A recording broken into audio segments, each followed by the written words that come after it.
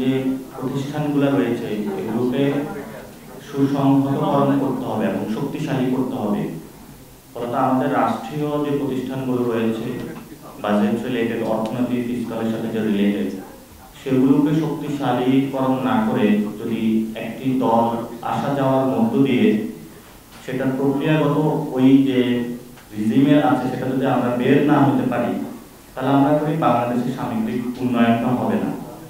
সেই ক্ষেত্রে অর্থনীতির সাথে সংশ্লিষ্ট যে প্রতিষ্ঠানগুলো রয়েছে সেটা যদি সুসংহত করা যায়, শক্তিশালী করা যায়, অর্থাৎ রাজনৈতিক দলের পরিবর্তন হলেও যাতে রাষ্ট্রের যে নীতি, জনমানুষের কল্যাণের নীতি, সেটাতে যাতে পরিবর্তন না হয়, সেটার দিকে বাংলাদেশ যাওয়া উচিত বলে আমরা মনে করি।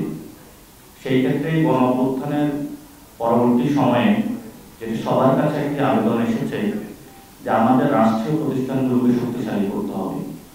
আমাদের জায়গা থেকে আমরা মনে করি রাজনৈতিক দল অবশ্যই কমেন্ট করবে, কথা বলবে, তাদের প্রস্তাবনাগুলো দিবে, প্রতিষ্ঠানের দিকে হলো আমাদের ফোকাস করা উচিত এবং সেই ক্ষেত্রে প্রতিষ্ঠানগুলোকে শক্তিশালী করে আমাদের এগিয়ে নিয়ে যেতে হবে।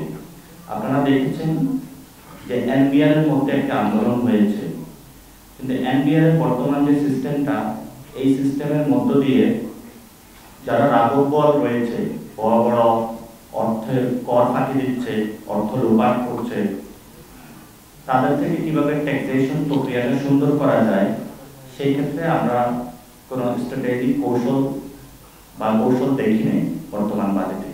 সেটা কিভাবে আরো সুন্দর করা যায়, সেই ক্ষেত্রে সরকারকে আরো রিয়ালিস্টিক উদ্যোগ নিতে হবে। ধন্যবাদ।